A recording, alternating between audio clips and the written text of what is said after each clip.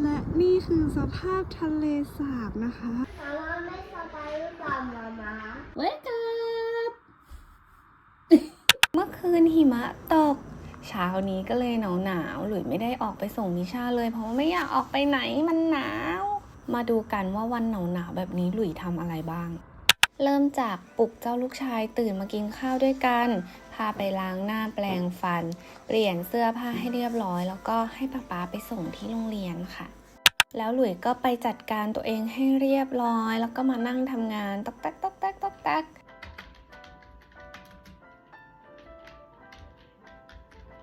พอถึงเวลาอาหารเที่ยงก็คือตู้เย็นไม่มีของกินเลยก็เลยต้องมาซื้อของที่ซุปเปอร์มาร์เก็ตเข้าบ้านซะหน่อยนะคะก็หยิบอยากกินอะไรก็หยิบ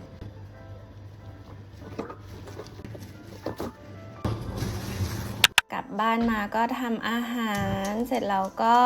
กินดูซีรีส์ไปด้วยแล้วก็มีเค้กเมโดวิกของโปรดของหลุยด้วยนะคะ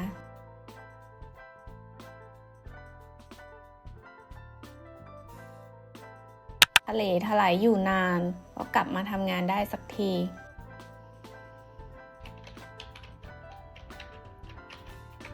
เตรียมมื้อเย็นให้ลูกชายกันค่ะอันนี้ก็เป็นไก่ที่หลุยหมักไว้นะคะวันนี้จะทำไก่อบกินกับข้าวสวยร้อนๆนะคะอร่อยล้ำๆแซ่บ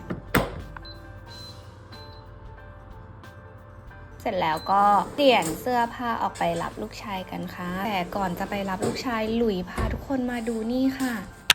ทะเลสาบที่แข็งเป็นน้ำแข็งเรียบร้อยแล้วค่ะตอนนี้คนก็คือเดินลัดทะเลสาบแบบไปทางนู้นทางนี้ได้แบบสะดวกสบายมากเพราะว่ามันแข็งไปหมดแล้ว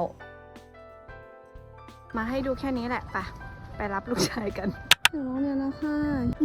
มาม่าเย็นได้เปล่ามือ หวานเย็นสุดๆใช่ไหม มาม่าเย็นมาม่าไม่สบายหรือเปล่ามา สบายดีลูกทำไมอ่ะ สบายใช่ไหม ค่ะ ไม่มาจากไหน อะไรลูก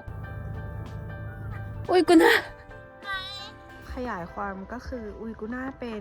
ลูกสาวของเพื่อนหลุยนะคะก็คือเจอกันที่โรงเรียนเนี่ยแหละมีชาเล่นกับเขาบ่อยๆแต่ว่าวันนี้เขาไม่สบายก็เลยไม่ได้มาโรงเรียนมิชาเลยไม่ได้เจออุยกุน่า